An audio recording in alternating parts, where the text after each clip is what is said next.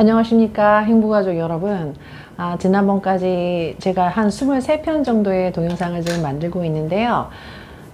상가에 대한 종류에 대해서 오늘은 좀 소개해 보고자 합니다. 주택의 종류를 알고 내가 종잣돈에서 어떤 주택을 사야 되는지에 대한 여러 가지 입지 요건이나 이런 것들을 알아야지만 좋은 주택을 여러분들께서 구입하시는 거랑 똑같이 상가에 대해서는 인생에서 별로 이렇게 사볼 만한 그런 일이 많지 않기 때문에 이렇게 평소에 약간씩 공부해 놓은 것이 좀 도움이 될 것 같아서 여러분에게 앞으로 상가를 살 때 아주 작은 구분 상가부터 시작해서 커다란 빌딩까지 기본적인 것을 하나하나 알아가다 보면 아마 여러분들도 본인이 가진 종잣돈을 가지고 어떤 상가를 또 투자할 수 있을지에 대한 계획도 잡아보실 수 있지 않을까라는 생각이 듭니다.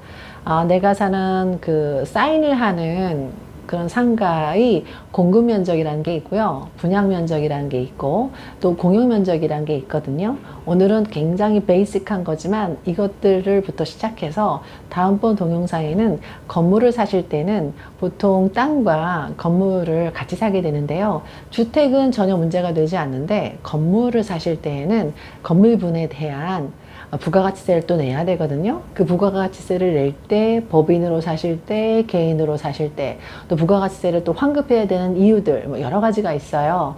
그래서 그런 것들을 하나하나 짚어보기 위한 어떤 전초 단계로 오늘은 기본적인 상가의 그 문을 열고 들어가도록 하겠습니다. 잘 한번 들어보도록 하겠습니다. 상가는 단독으로 한 상가 건물이 있습니다. 부동산은 크게 주거용 부동산과 상업용 부동산으로 나눌 수 있고요. 단독 상가 건물인 경우에는 그 토지와 건물 전체를 단독으로 소유한 형태이고 임대인, 보통 갑이라고 하거든요. 임대인 갑과 여러 명의 다수의 임차인이 존재하는 상가 건물과 상가 겸용 주택이라 그래서 주택이 위에 있고 아래는 상가로 이루어진 그 상가주택, 상가 겸용 주택을 말을 합니다. 주변에서 볼 수 있는 크고 작은 상가가 있고요. 또 아파트 단지 내의 상가 있고 주상복합 건물 내의 점포, 쇼핑몰 같은 데서 볼 수 있는 오픈 상가, 근린시설 등 각각 시각적으로 수많은 상가가 존재합니다. 또 작은 돈으로 살 수 있는 게 있어요. 공동상가인데요. 큰 건물을 여러 사람이 아파트처럼 공동으로 소유하는 상가를 의미합니다. 분양상가 또는 구분상가라고도 하고요. 호수별로 분양이 되어 구분되어 있는 상가를 의미합니다. 등기사항 전부 그 증명서에는 집합건물로 등기되어 있고요. 아파트 단지 내의 상가나 호별로 각각의 소유주가 있는 대형 상가 건물, 주상복합 건물 중 상가의 부분이나 쇼핑몰 등의 오픈형 매장 등이 이에 속합니다. 이런 상가들을 쉽게 살 수 없는 이유는 아파트 단지 내의 상가는 그 단지 세대수로 기본적인 상권 분석이 가능하고 비교적 안정적인 임대가 보장이 되나 상권이 좋은 일반 상가에 비해서 아주 급격하게 높은 임대 수익률을 기대하기는 어렵습니다. 그렇지만 일반 상가는 높은 가격으로 분양되는 것이 일반적이기 때문에 그 상권 형성 실패했을 때 큰 피해가 예상이 됩니다. 결국 상가는 종류보다는 상권 분석이 우선시 되는 것입니다.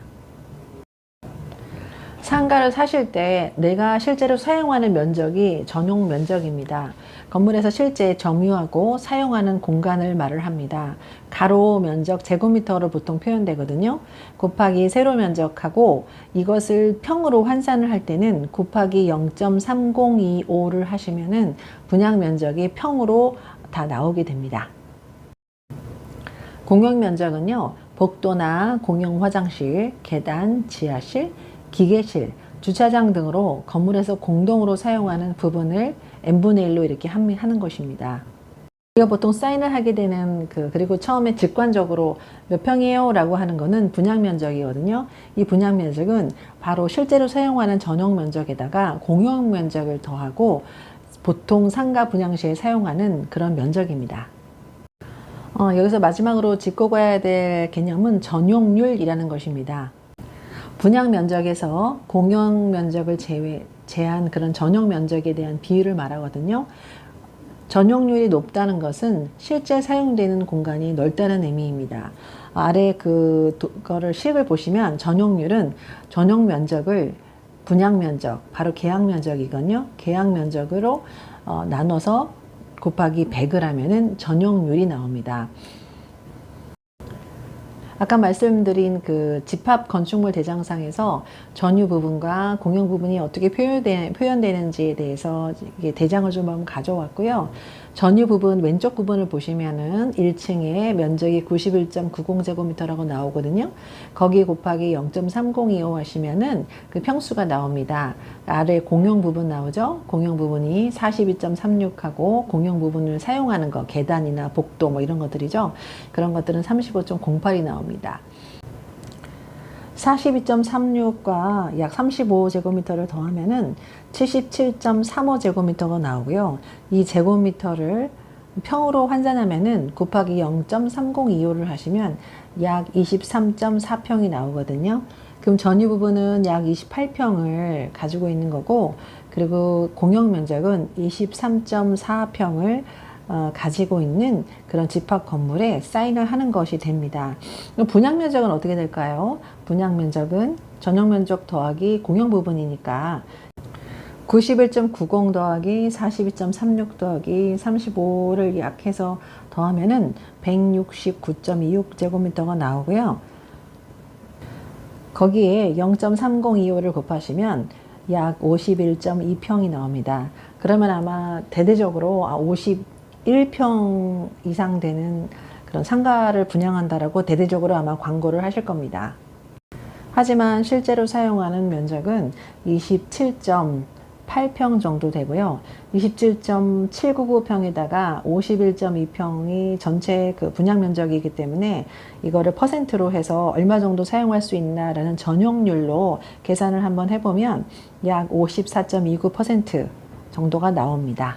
자, 여러분 오늘 저와 함께 집합 건축물 대장에서 그 전유 부분과 그리고 공용 부분 전체 우리가 사용하는 그런 분양 면적이 뭔지에 대한 개념을 아시는 것만으로도 기초 개념이지만 굉장히 좋은 개념을 아시게 된 거고요. 그 대장을 보셨을 때 보통 제곱미터로 표현되니까 곱하기 0.3025 하시면은 간단하게 평수로 전환이 되고, 내가 그리고 사는 그 광고하는 그런 분양 면적은 보통 분양 면적이기 때문에 그럼 내가 거기다 의원을 좀 해야 되는데, 병원을 해야 되는데 몇 평을 내가 사용하고 있는 걸까? 사용할 수 있을까? 라고 하는 것은 그 전용 면적에서 곱하기 3025 하시면은 몇 평 정도 쓰실 수 있겠다는 것을 간단하게 아실 수 있다는 것을 아셨을 것입니다. 지금 오늘은 이렇게 간단하게 전유 부분, 공용 부분 뭐 이런 것들에 대한 개념을 배웠고요. 여러분들 다음번에는 부가가치세에 대해서 같이 한번 알아보도록 하겠습니다. 경청해 주셔서 너무너무 감사드립니다. 좋은 하루 되세요. 감사합니다.